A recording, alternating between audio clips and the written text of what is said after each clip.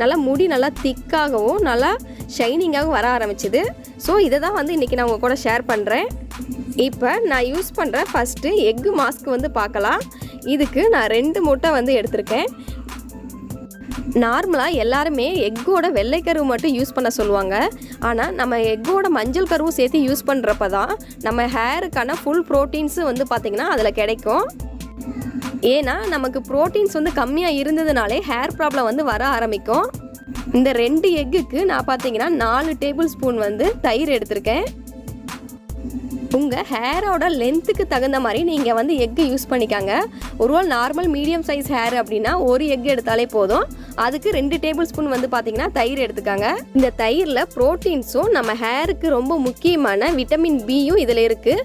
So நம்ம நார்மலாகவே வந்து பார்த்திங்கன்னா தயிர் வந்து யூஸ் பண்ணிக்கலாம். அடுத்தது நான் இது கூட ஒரு லெமன் வந்து எடுத்துக்க போகிறேன்.